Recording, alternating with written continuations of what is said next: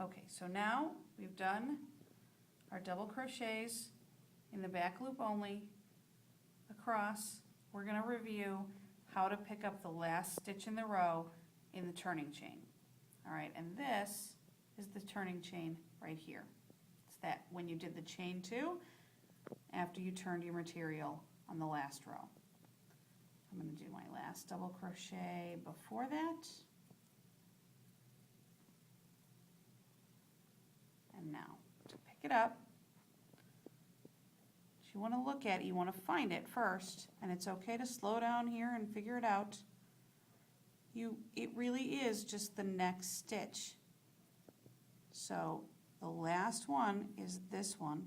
I'm going to use it different so I can show you. It's that right there. Okay? But you only need the back loop this time. That's your last stitch. That's the stitch you want. It's not the first stitch from that row or the last stitch from the row before. It's the turning chain, that piece at the end. So yarn over, go through the back loop of that chain stitch and do a regular double crochet. Yarn over, pull through, yarn over through the first 2, yarn over through the second 2. That's your last stitch. And when you do it that way, you get a nice, neat edge. Okay, which gives you a nice, neat edge to your piece. When you're done, your mitt will be kind of clean on the edges. If you get stuck and you're not sure if you did it right, the way you check that is by counting. You count your stitches. You know how many chains you did the first time. Each row should have the same number of stitches as you did chain stitches to begin with. So you'll count, and each stitch is one of these. So it's 1, 2, 3, 4, 5, like that. Now at the ends, that's not a stitch, that's the chain, the turning chain. This is a stitch. It should look like all the others, and those are the ones you count. Okay? And they should be the same for each row. If you want to see what it might look like if you've got the wrong number of stitches, I'm going to show you that here. You can see that's her chain stitch. You can tell because it's just a little different. It doesn't have that strong V that your working piece will have. This is the end, all right? You can see that it went along, and then it kind of went in a little bit, and it's a little shorter than it was before. And it went in, and it's a little bit shorter than it was before. That's because that chain stitch, that turning chain, didn't get picked up at a couple of these ends. And that's where you want to stop and look, find the turning chain, and make that your last stitch. When you do that, it looks nice and straight like the rest of this piece here. Okay, so we're going to talk about first, in case you don't remember, about holding the yarn and how you hold the yarn. Everybody does it a little bit differently, and that's okay.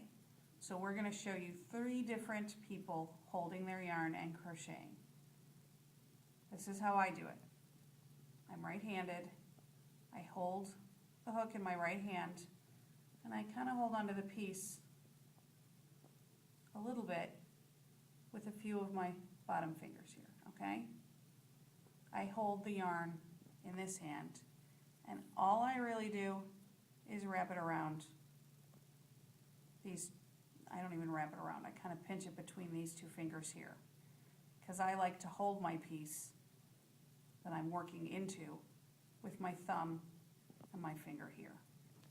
So I will go yarn over, and then I use them sort of back and forth. So I yarn over this hand, I'm holding my crochet hook here, I grab the piece there, I go in, you can see kind of how my hands are when I yarn over, then I go back to holding. Okay? Okay, so how I hold the yarn is I actually take the piece of yarn that I'm working with, and I need it much longer than how Lynn does it.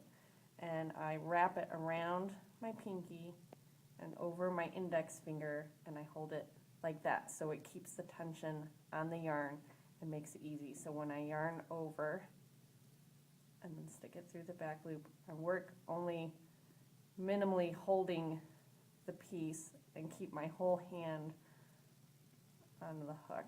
You can see I did that wrong. I'm going to take that off, go back, and do it again.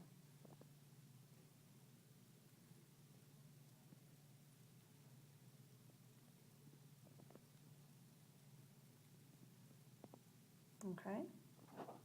So I hold mine similar to Cheryl. I wrap it around my pinky and then around whatever this finger is, pointer finger.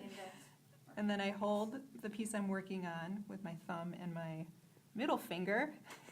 And then I proceed like that. I don't know what I use.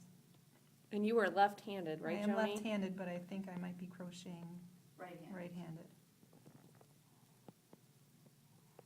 So I hold the piece with both hands, and then in between stitches, I kind of move this finger a little bit to loosen up so I can keep going. The biggest difference I see is that you hold the hook, you kind of cup it a little bit differently.